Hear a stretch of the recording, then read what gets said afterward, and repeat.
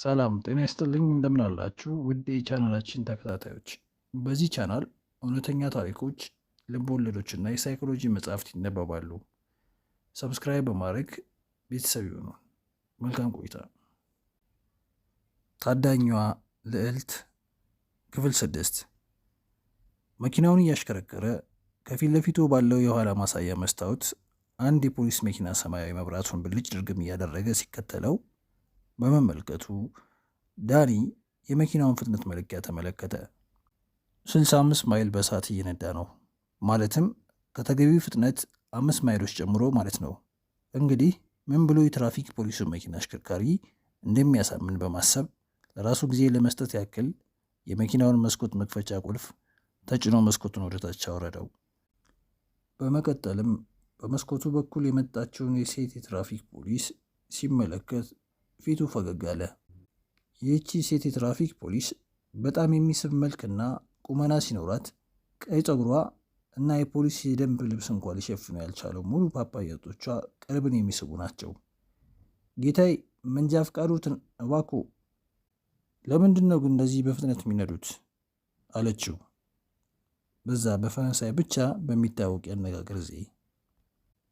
እሱም ፈገግ አለና ይቅርታ የኔ መቤት ከአንዲት ሴት ጋር ቀጥሮ ስለነበረኝ ነው አላት። ታዲያ የምትጠብቀው ሴት በቶሎ አጠገቧ ቢያደርሱ የምትበላሽ ናት እንዴ? አለች ቅንድቧን በግርምት ወደታች እያነቃነቀችና ፊቷን ፈገግ እያደረገች። እንዴ እስካሁንማ ሙሉ ለሙሉ ተብላሽታ ይሆናል የምትጠብቀኝ አላትና በመስኮቱ አንገቱን አውጥቶ ከንፈሯን ግጥም አድርጎ ሳማት። ፍቅሬ በስንት ሰዓት ነው ለራት ወደ ቤት የምትደርሰው ብላ ጠየቀችው። ትራፊክ ፖሊሷ የዳኒ ማጉዌር ሚስት ሴሌኒ። ዳኒ ማጉዌርም እንደ ጅል ከገለፈጠ በኋላ በጣም በፍጥነት እመለሳለሁ እሺ የኔ ቆንጆ አላት። ከ18 ደቂቃ በኋላ ቶሎ ቶሎ እየተራመደ ወደ ኢንተርፖል ዋና ቢሮ ገባ። ቢሮ መድረስ ከሚኖርበት ጊዜ ዘግይቶ በመድረሱ ቢሮ ውስጥ ከሚጠበቀው ሰው ጋር የሚያደርገው ስብሰባ እንዲያጥር ተመኘ። ሚስቱ ሴሌኒ በጣም ስለሆነ ያማረችው በቶሎ ወደ ቤቱ ተመልሶ ሊያገኝ ያስፈልጓል። በተለይ ደግሞ ቅድም መኪናውን አስቁማው ስታናገረው የለበሰችው የፖሊስ የምደባ ልብስ ምን ያህል ሰውነቷን እንደሚያጎላው በመገንዘብ በኃይል ንፍቅ ብለዋለች። እንዲያውም የሥራ ጉዳይ ባይሆንበት ኑሮ ጥሏት ባይመጣ ፍላጎቱ ነበር። ሚስቱ ሴሌኒ ገና ድሮ ሲተዋወቃት ይህንን የሚያምርባትን የደንብ ልብስ ለብሳ የነበረ ሲሆን እስካሁን ድረስም ቢሆን ይህንን ልብስ ለብሳ ሲያገኛት ደስ ይለዋል። ያኔ የኤልኤፒዲ አባል የነበረ ጊዜ አንድም አብራው የምትሰራ ሴት ጓደኛው አድርጎ የማያውቅ ሲሆን እዚህ የኢንተርፖል ዋና ቢሮ የሚገኝበት ሊዮን ፈረንሳይ ውስጥ ግን ሚስቱን ሴሌኒን ሊያገኛት በመቻሉ ሕይወቱ በደስታ እየመራ ይገኛል። ይህ ግን እዚህ ደረጃ እስኪደርስ ድረስ ነገሩ አልጋ ባልጋ ሆኖለት ነበር የመጣው ለማለት አያስደፍርም። ዳኒ ማጉዌር ከዚህ በፊት ፈረንሳይ የውድቀቱ የመጨረሻ ቦታ መሆኗን በማመኑ በጣም ይጠላት ነበር። ይህ ውድቀቱ ፈረንሳይን እንዲጠላ ያደረገው የደረሰበትና የአንድሪው ጃክሰን ገዳይ ማግኘት አለመቻሉ ነበር። ይህ ስራው መፍታት ያቃተው ጉዳይም ሆኖበታል። ስለሆነም እንደዚህ ባለ ቀዝቃዛ ልብ ባለው ገዳይ በአሰቃቂ ሁኔታ የተገደለው የአንድሪው ጃክሰን ገዳይ ማግኘት አለመቻሉ ስራውን ለመተው ምክንያት ሆኖታል። ዳኒ ማጉዌር ያንን ጠበቃዋን ሊሄድ ያገኘበትን ጠዋት በጭራሽ አይረሳውም። በቤቨርሊ ሂልስ ከሚገኘው የጠበቃው ቤት ሄዶ መኝታ ቤቱ ቤት ገባ እና የተኛበትን ብርድ ልብስ ሲገልጽ ሙሉ ራቁትን ሆኖ በወሲብ ተነሳስቶ ነበር ያገኘው። ከዚያም እንደ ጅል እየገለፈጠ የአንጀላ ጃክሰንን ዛሬ ጠዋት አሜሪካን ለቃ ወደ አንድ ያልታወቀ ሀገር መሄዷ ሲነግረው ፊቱ በደስታ እንደበራ ነበር። ይህንን የሰማው ዳኒ ማጉዌር በንዴት ጥፎ ወዴት ሀገር እንደሄደች እንዲነግረው በቁጣ ቢጠይቀውም እሱ የት እንዳለች እንደማያውቅ ነበር የነገረው። እንዲያውም የጠበቃነት ስራውን እየጠቀሰ ከዚህ በላይ ምንም አይነት መረጃ ሊሰጠው እንደማይችል በትዕቢት ተሞልቶ ሲመልስለት ዳኒ ማጉዌር ምንም ማድረግ ስላልቻለ ከቤቱ ጥሎ ሊወጣ ቻለ። በዚያን ወቅት ነበር ዳኒ ማጉዌር ከኢንተርፖል ጋር ግንኙነት ያደረገው። 24 የተባለው የኢንተርፖል ዳታቤዝም በስሙ ተመዝግበው በነበረው ኮድ ከፍቶ ገብቶ ተፈላጊዋ ግለሰብ በአሁኑ ሰዓት የት እንደምትገኝ መረጃን አገኘ። ተፈላጊዋ አንጀላም ግሪክ ውስጥ እንደታየች በማወቁ ግሪክ ሄዶ በሀገሪቱ ፖሊስ ይችኑ ግለሰብ እንዲፈለግለት አደረገ። ምንም እንኳን የግሪክ ፖሊስ ዳኒን ለመተባበር ያህል ፍለጋውን ቢያደርግም የአንጀላ ደብዛ ሙሉ በሙሉ ስለጠፋ ተስፋ ቆርጦ ወደ ሀገሩ ተመለሰ። ሎስ አንጀለስም ደርሶ ከግድያው ጋር የተያያዙ ምንጮችን ላይ እየተሰራ ያለ እነዚህ ምንጮችም ሙሉ በሙሉ እየደረቁ መጡ እና የጄክስ ገዳይ፣ የጄክስ ሚስት አንጀላ እንዲሁም ደግሞ ከቤቱ ውስጥ የተዘረፉት ምርጥ ጌጣጌጦችና በእውቀት ሰዓሊያን የተሳሉት ውድ ስዕሎችም ሙሉ በሙሉ የውሃ ሽታ ሆነው ቀሩ።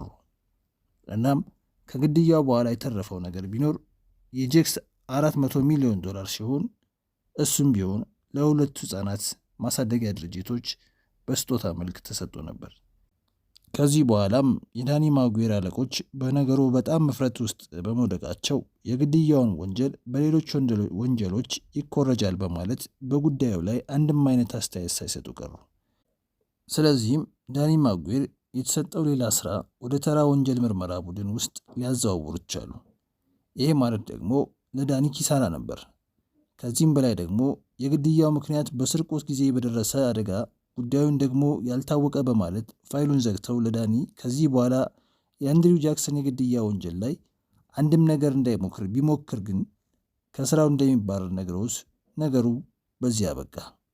ዳኒ ማጉዌር ግን የገዳዩን ማንነት ያለማወቁ ውስጡን ሰላም ስለነሳው በገዛ ፍቃዱ ስራውን ለቀቀ እና እስካሁን ድረስ ያጠራቀመውን ጥሪቱን ይዞ ለ2 ዓመት ያህል አውሮፓ ውስጥ የአንጀላ ዱካን ለማግኘት ያላሳለሰ ሙከራውን ቢያደርግም ሊሳካለት አልቻለም። ምክንያቱም እሱ አሁን የአሜሪካ ፖሊስ አባል ባለመሆኑ እንደ በፊቱ በየሀገሩ የሚገኙ ፖሊሶችን ትብብር ሊያደርጉለት አልቻሉም። እናም በግሉ ነገሩን መርምሮ ለማግኘት ያደረገው ጥረት ካለመሳካቱም በላይ በሀገሩ ይዞት የመጣውን ገንዘብ አልቆ ባዶውን ቀረ። እናም እዚሁ ፈረንሳይ ውስጥ በገንዘብ እጦት ሲንገላታ በቆየበት ሰዓት አንድ ጓደኛው ኢንተርፖል የአዲስ ቅጥር ማስታወቂያ እንዳወጣና እዚያ ሄዶ እንዲመዘገብ የሰጠውን ጥቆማ ተቀብሎ ተመዘገበ እና በጁኒየር የወንጀል መርማሪነት ስራውን ጀመረ።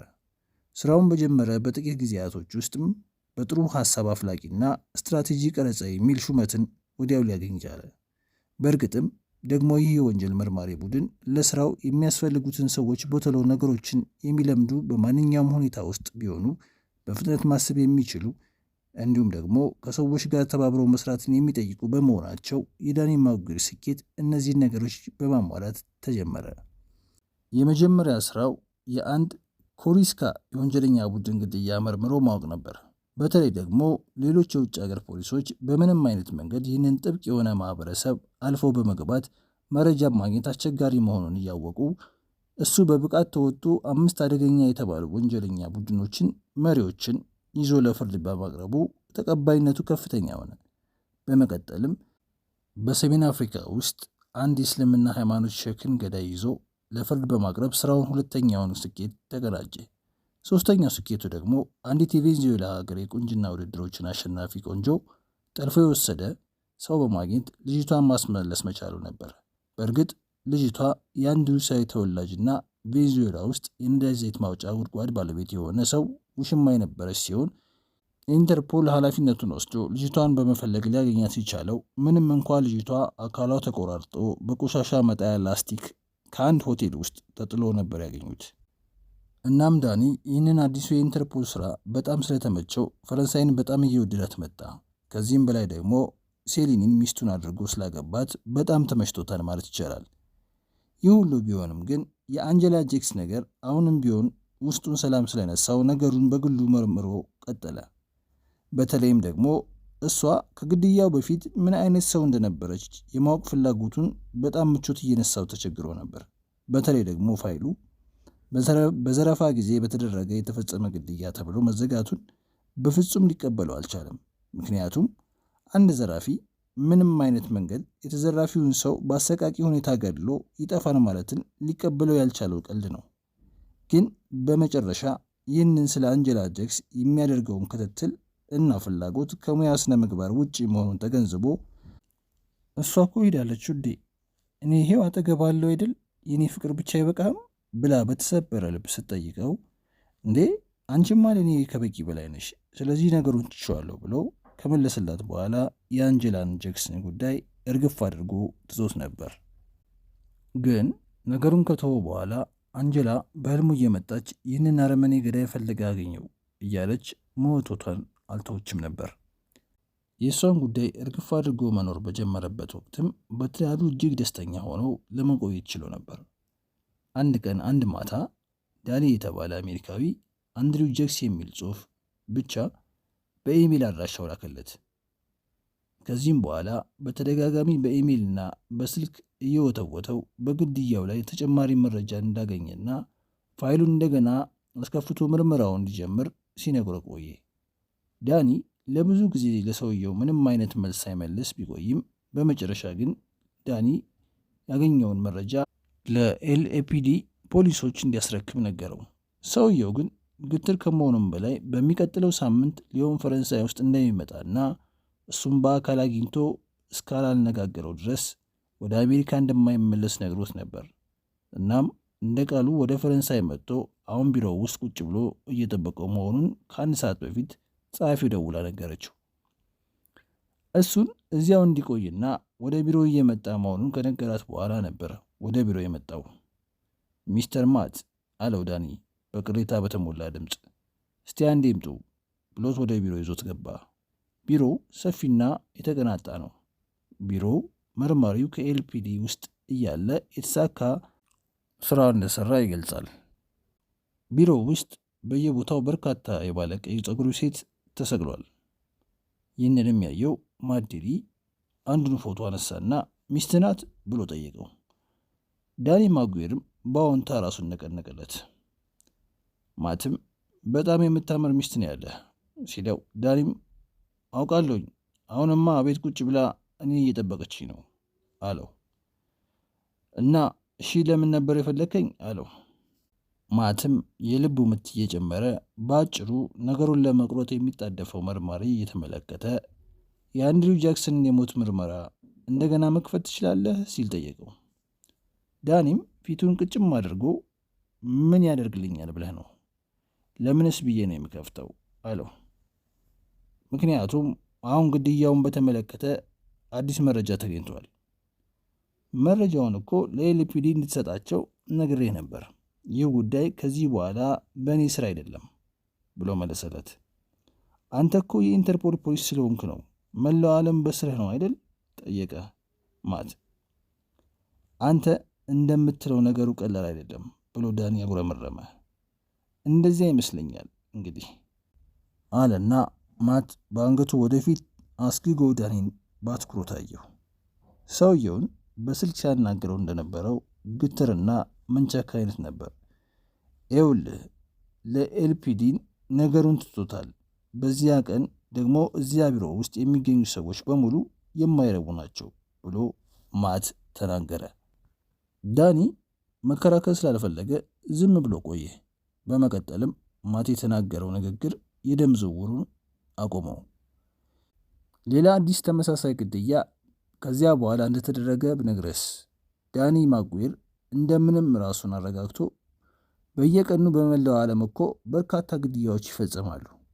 ሚስተር ማት የሰው ልጅ እኮ በጣም ከፍቷል፣ ነገሩ አዲስ አይደለም አለና ማዴሊ ቦርሳውን ከፍቶ አንድ የታጠፈ ፋይል አወጣና ከጠረጴዛው ላይ ወረወረለት። እናም ሌላ አንድ ደደብ ሽማግሌ በተመሳሳይ ገዳይ ይመስለኛል ከተገደለ በኋላና ሚስቱን ከደፈሯት በኋላ የተደፈረችው የሟች ሚስትም ከሟቹ ባሏ የወረሰችውን ገንዘብ ለአንድ በጎ አድራጎት ከሰጠች በኋላ ጠፋች። ይህንን የሰማው ዳኒ ማጉዌርም አፉ ክው ብሎ ደረቀበት እና እየተንቀጠቀጠም ፋይሉን አንስቶ እውነት ይሆን እንዴ?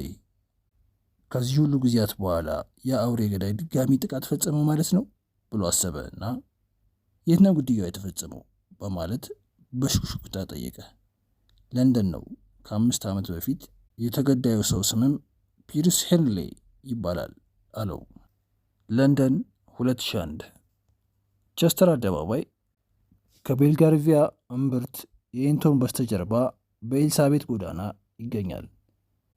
በነጭ ጡብ በአግባቡ የታጠሩና የሚያምሩ ቤቶች ያሉ ሲሆን አደባባዩን ስንጨርስ የቅዱስ ማርቆስ ቤተ ክርስቲያን ሲገኝ አሮጌ ደውሎች በየሰዓቱ ሲጮሁ ይሰማል። በአንዳንዶች ደግሞ ቤቶቹ ውበት እንደሌላቸውና የሀብታምም ሰው መኖሪያ ለመሆን ብቁ እንዳይደሉ ይገልጻል። ያም ቢባል ግን ብዙ ከበርቴዎች አካባቢውን እንደያዙ ይነገራል። ለምሳሌ የቼልሲ ቡድን ባለቤት የሆነው ሮማን አብርሃሞቪች ሚስቱን ከመፍታቱ በፊት በዛ ቦታ ነበር የሚኖረው። አሁን ግን ሚስቱ እዚያው አለች። ከዓመታት በኋላም በህንድ ሶፍትዌር ባለሙያ፣ በፈረንሳይ ፊልም ተዋናይና በሆሊውድ ባለሙያ ሲያዙ፣ ሌሎች ቤቶች ደግሞ በአሜሪካኖች የባንክ ቤቶች ባለሙያ የተያዙ ነበሩ። አንድ ቀን ታዲያ ከእነዚህ የአሜሪካ ሰዎች ውስጥ አንዱ ላይ የግድያ ወንጀል ሲፈጸም ወራሾቹ ለፒርስ ሄነሪ ሸጡለት። እርሱም በዛ ለ25 ዓመት ከኖረ በኋላ እርሱም ተገደለ። መርማሪ ዊላርድ የስኮትላንድ ፖሊስ አባል ሲሆን ለሟች ሚስት ሻይ አቅርቦ ፊቷን ሳያይ ያናገራት ቀጠለ። የፈራው በጣም የሚያስቀይም እንደነበር ቢሆንም ግድያው ደግሞ ከዛ የባሰ ነበር። መርማሪው እርሷን በቤቷ ሲያነጋግር፣ ሌሎች ባልደረቦቹ ደግሞ ከፖርሻ ምንጣፉ ላይ የሟችን ሬሳ እያንዳንዷን ቀሪ አጥንት በመልቀም እያነሱ ነበር። ግድግዳው የመኝታ ቤቱም በደም የተበከለ ሲሆን ከብት የሚታረድበት እንጂ መኝታ ቤት አይመስልም ነበር። ለመርማሪውም የአዲስና ታይቶ አይታወቅም። አንድ ቃል ብቻ ነው መናገር የሚችለው፣ አሰቃቂ ግድያ ነው አለ ለውስጡ። መርማሪ ድሪው በደንብ ሲሻሉት እመቤቴ፣ በጉዳዩ ዙሪያ እንነጋገራለን አለ። ምንም አይሻለኝ፣ አሁን ብንነጋገር ይሻላል አለች የሟች ሚስት ትክ ብላ አይን አይኑን እያየችው። ቆንጆ የሚለው ቃል አይበቃትም። ትስባለች፣ ታማልላለች። ሴትነቷ፣ ቆዳዋ፣ ሁለመናዋ። ደህና፣ አሁን እንነጋገር። ደህና ነኝ ካሉ መቀጠል እንችላለን አለ። ደህና ነኝ፣ እንቀጥል አለች በተረጋጋ ቃና። የሟች ሙሉ ስም። ወይዘሮዋ ትንፋሿን ዋጥ አደረገችና ፒርስ ዊሊያም የብላቴን ብቸኛ ልጅ ነው። የደህና ሰው ልጅ አለ መርማሪ በወዱ። በ30ዎቹ በእንግሊዝ ካሉት ሀብታሞች ውስጥ አንዱ ነበር። ለትምህርት ብዙም ትኩረት የሚሰጥ ሳይሆን ለጨዋታና ለፈንጠዚያ ትኩረት ይሰጣል። ሆኖም ለንግድ ትኩረት ከመስጠቱ መጀመሪያ ወደ ንግድ ዓለም የገባው በ22 ዓመቱ ነበር። አባቱን ጨምሮ ሌሎች ሰዎች እብድን ይሉታል። ውጤታማም አልነበረም፣ ከሰረ። ሆኖም በንግዱ ቁጠባ በማድረጉ ከ6 ዓመት በኋላ ዳጎስ ያለ ብር ነበር ያገኘው፣ 28 ሚሊዮን ፓውንድ። ለፒርስ ያ ደግሞ ዳጎስ ያለ ብር ነበር ያስገኝለት። ስሜቱንም አስደሰተው። ስሜቱን ቢያስደስተውም በቀጣይ አደጋ የሚኖረው ፍንጭ ሰጠው። ወደ 15 የሚጠጉ ንግዶችን መግዛትና መሸጥ የለመደ ነው። ከህጋዊ ሚስቱ ከካሮሊን ጋር ሲፋታም ለእርሷና ለሁለት ልጆቹ ለአናና ለሴባስቲያን ዳጎስ ያለ ንብረት ነበር የሰጠው። ትሬሲን አግኝቶ ዳግም ሀሳቡን እስክታስቀይረው ድረስ ግን ዳግም ቤተሰብ የመመስረት ህልም አልነበረውም። ለፍቅርም ቦታ አጣ። በ60 ዓመቱ የልደት በዓል በጉርቾ ክለብ በሆሶ ያዘጋጀውን ፕሮግራም ቀልብ የሚስብ ሲሆን ቦታው የእንግሊዝ ኩራት የሚል ስም ሲኖረው፣ ለእሱ ደግሞ ጣፋጭ የልጅነት ዘመኑን ያስታውሰዋል። ጸሐፊው ጄዲ ደግሞ የመጡትን ሰዎች ስም ዝርዝር በመመዝገብ ተወጥራለች። ሰዎች መቼ ነው የሚያረጁት? መቼስ ነው ከሳንቲም በፊት ሰውን የሚያስቀድሙት? ሲል ለራሱ ጠየቀ። ይህንንም ሲያነብ አስተናጋጁ ሳያውቅ ቢላውን ጣልበት። ሆኖም ከጎኑ የነበረው ሌላኛው አስተናጋጅ ፒርስ አካል ላይ ሳያርፍ ቀለም አደረገችው። የጉርቾ ግብዣ ለትሬሲ አስተናጋጅነት ማብቂያ ነበር። በዛው ምሽትም አይቷት በፍቅር ከፈነፈላት። ወደ መኝታ ቤቱ አመሩ። ከመቅጽበት ሱሪውን ታወልቅ ጀመር። መኖር የጀመረው ያን የመሰለው በፍቅር ባህር ስታስዋኘው ሕይወቱ ለ15 ዓመት ባዶ እንደነበር ተሰማው። ያንን ጊዜም ደግሞ እንዲኖር ተመኘ። ቢመለስለትም ደስታ በደስታ ይዋጥ ነበር። ትሬሲ በሀያዎቹ መጨረሻ ላይ ስትሆን ውበቷ ደግሞ ልዩ ነበር። ለእርሱም ሕይወት ብርሃን እንደፈነጠቀች ይሰማት ጀምሯል። ለጓደኞቿ ከፒርስ ጋር ያለውን ግንኙነት ስትጠቅስ ማንም አልተቀበላትም። አበደች ነበር የተባለችው። ከእሷ ጋር ሲነጻጸር ከ50 ዓመት በላይ ልዩነት እንዳላቸው ማንም ይናገራል። እሱንም ልጅ ትሆናለች ያላለው ወዳጁ አልነበረም። ሰው ምን አገባው በሚል ይመስላል ሁለቱም ተዋደዱ፣ ተቆራኙ። የደህና ዘር ብትሆን መልካም፣ አንድ ተራ አስተናጋጅ ባዶ ነው የምታስቀረህ ለትሬሲና ለፒርስ ግን የሰዎች አስተያየት የተሳሳተ ነበር። እሷ ለእሱ ገንዘብ ኬር የላትም፣ እሱም የእሷ ዘር ግድ አልሰጠውም። በአልጋ ላይ ከተጣጣሙ ሌላው እዳው ገብስ ነው። በመጀመሪያው የትውውቅ ቀናቸው ለራት ኤቪ ይዟት ሄደ። በመቀጠልም ቲያትር ጋበዛት። ሁለቱንም ግን አልጠማቸውም። በቀጣይ ቀን አንድ ጥያቄ ያቀረበችለት ግብረ ሰዶም ነህ እንዴ ስትል አንድ ነገር ገባው። ቲያትሩ ጥሩ እንዳልነበረ። ይቅርታ የኔ ውድ፣ አንቺን ማስደሰት የኔ ቀዳሚ ተግባር ነው ሲል ተናገረ። ወደፊትም ገፋ እያደረገችው አሁን ሌላ እድል ሰጥቻለሁ በማለት በሩ ዘጋችው። የፍቅር ጨዋታውን ጀመረ። ከዚህ ቀደም አጋጥሞትም ማያውቅ የውብ ገላዋ ከገላው ጋር ሲነካካ ልዩ የሆነ ስሜት ወረረው። አንዴ ፀጉሯን፣ አንዴ ጡቶቿን ቀጠለ። በቃ አንድ ውሳኔ ወሰነ ለራሱ። በወሲብ ስለተመቸችው ሊያገባት። እናም አገባት። ለ18 ወራት ጋብቻቸው በደስታ የታጀበና የወሲብ ንግሥት ነች ብትባል እውነት እንጂ ውሸት ማንም አይደለም። ግን አንድ ነገር ይጎላታል። ልጅ እስካሁን አላፈራችም። ቢጨንቀውም የማህፀንና የወሊድ ባለሙያዎች ጋር ይዟት ሄደ። ልጅም ትወልዳለች በሚል ቀና አመለካከት የወንድና የሴት ሕፃን ልብስ መግዛቱን ተያያዘው።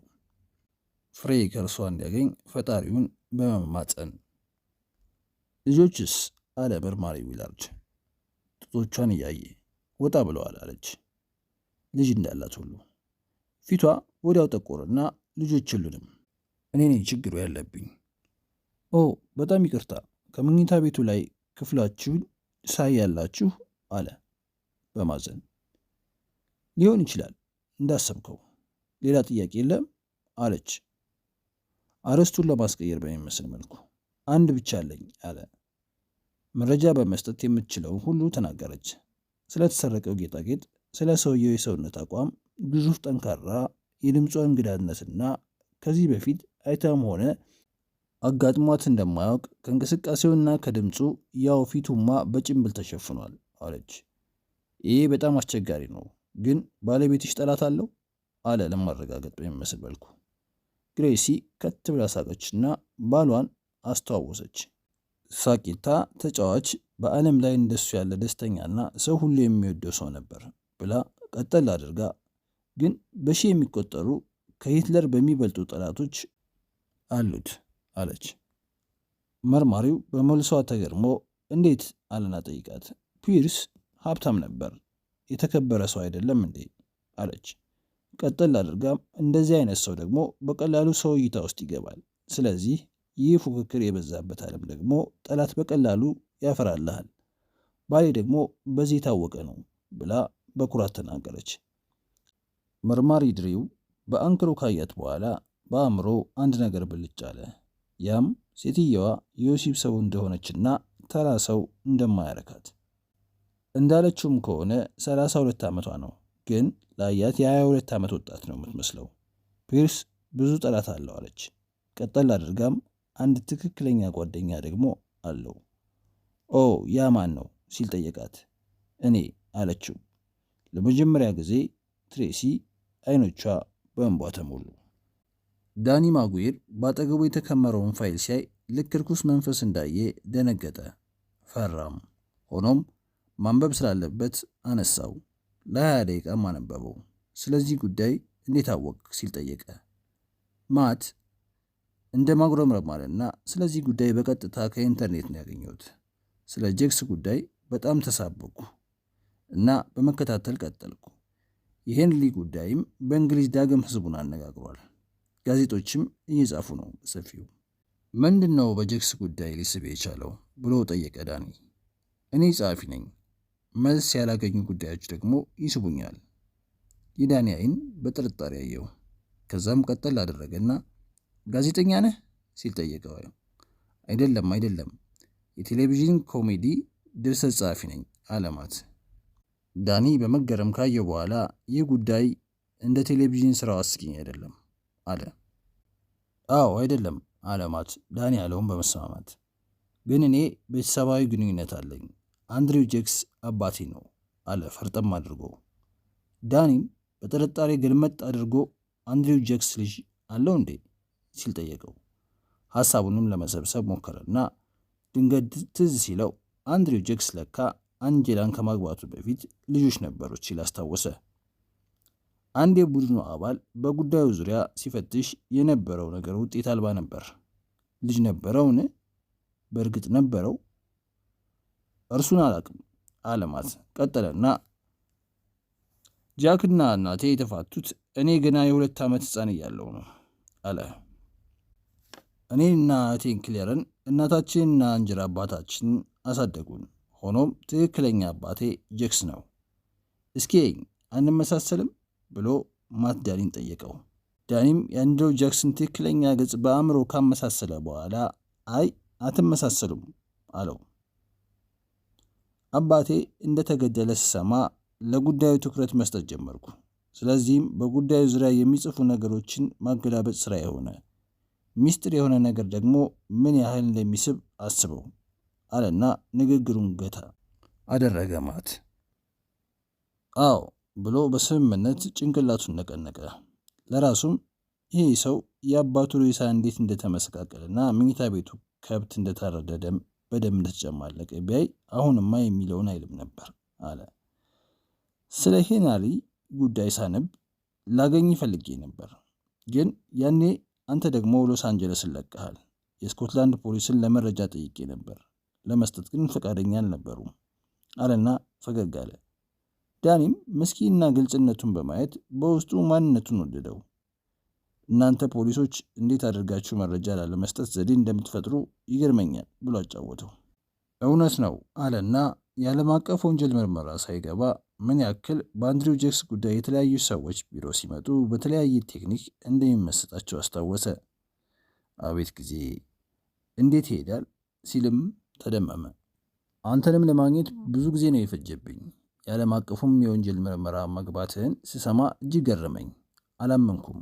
ሆኖም በጣም ደግሞ ደስ አለኝ ልትረዳኝ እንደምትችል ሳስብ አለማት። በራሳችን ሐሳብ እንሂድ። ሁለቱም ጉዳዮች ተመሳሳይ እንዳላቸው አይጠራጠርም።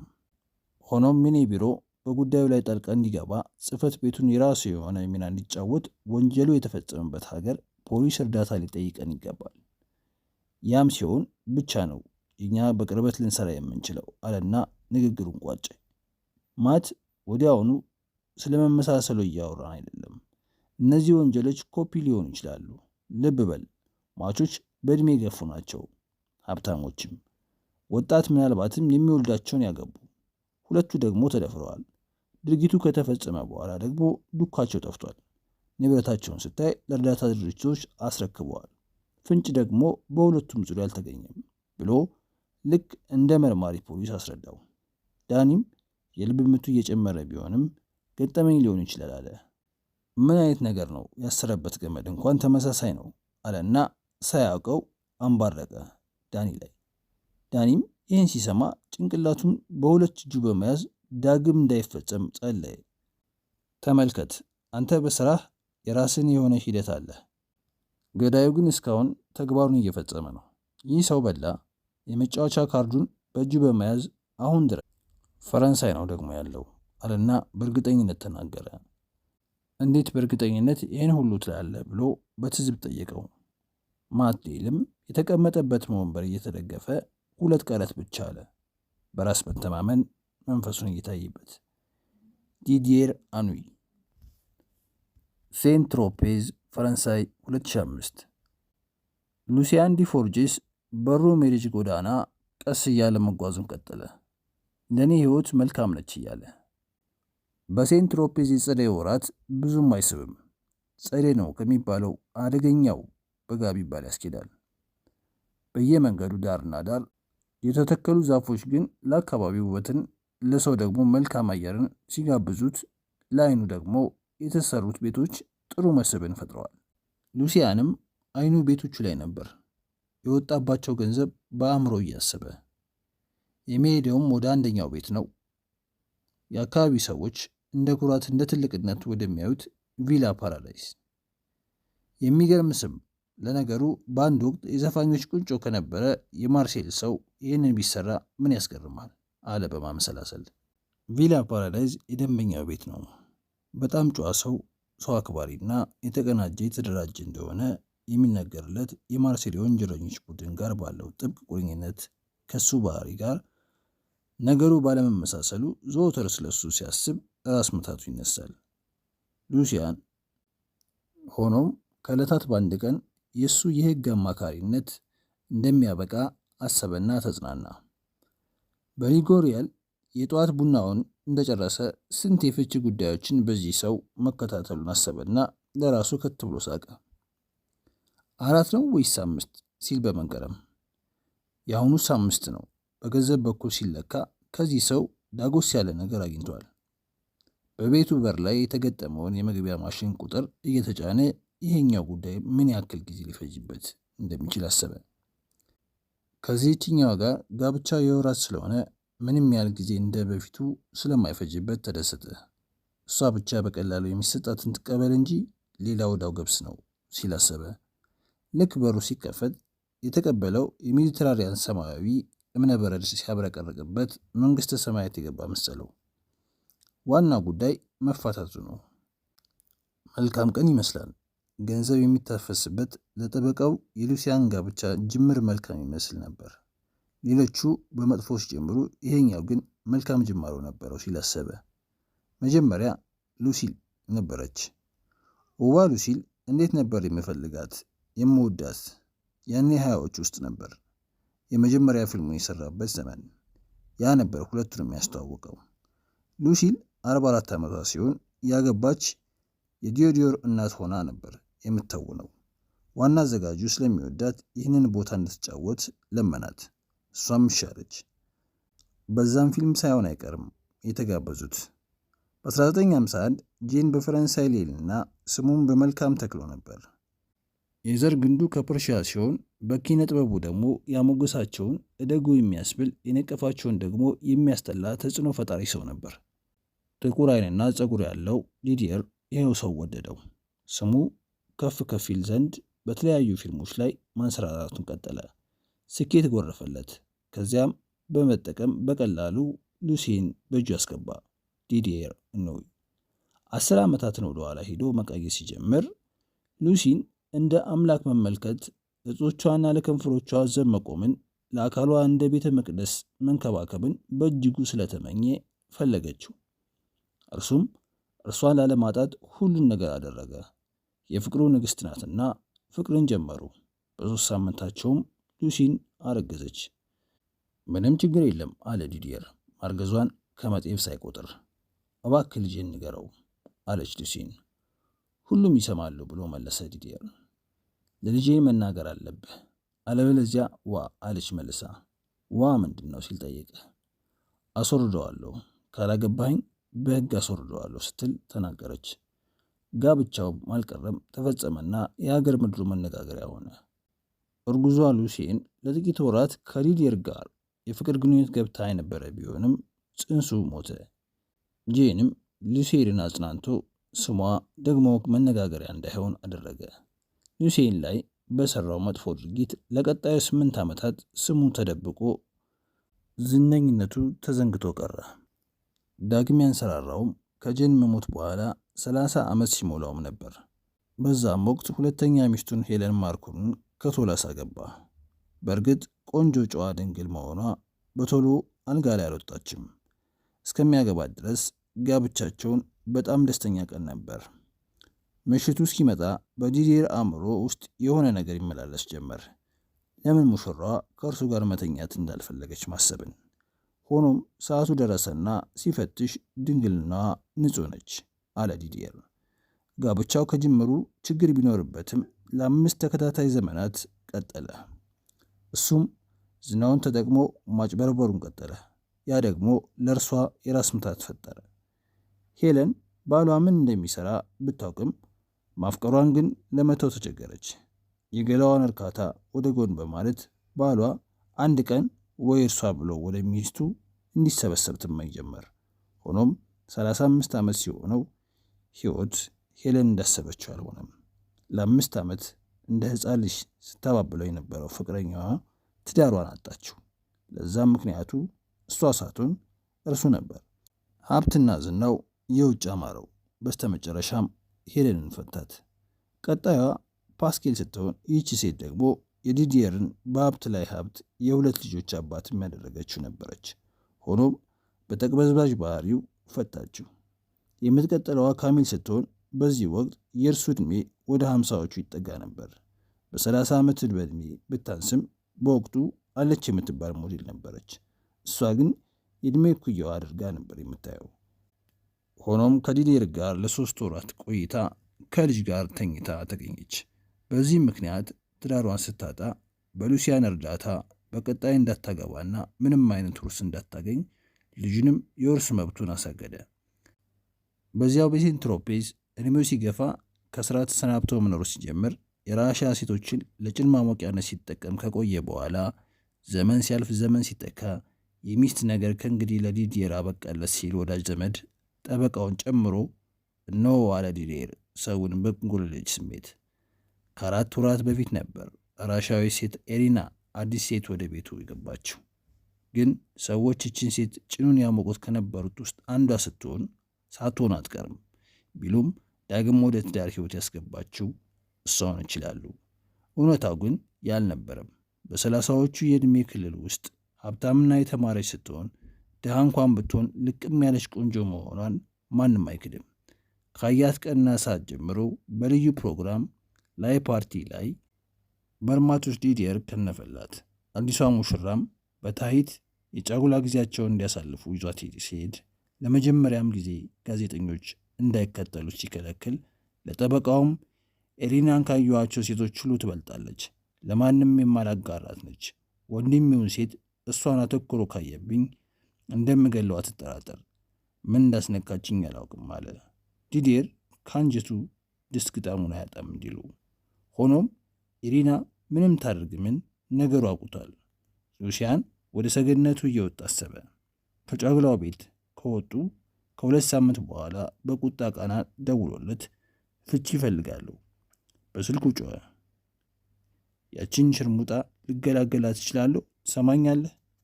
ቁራጭ ሳንቲም ሳልሰጣት ስልኩ ተቋረጠ። ያ ጮት የመጨረሻ ይመስላል። ዲዲየር በዛሬው ጠዋት የተረጋጋ ሁኔታ ውስጥ ይሆናል። ለመጮም ሰዓቱ አልፏል። መስኮቱን ጠጋ ብሎ ሲያይ በክፍሉ ውስጥ አንዳች ድምፅ አቃጭለበት። የዲዲየር ግን አልነበረም። የራሱ ነበር። የራሱ የሉሲያን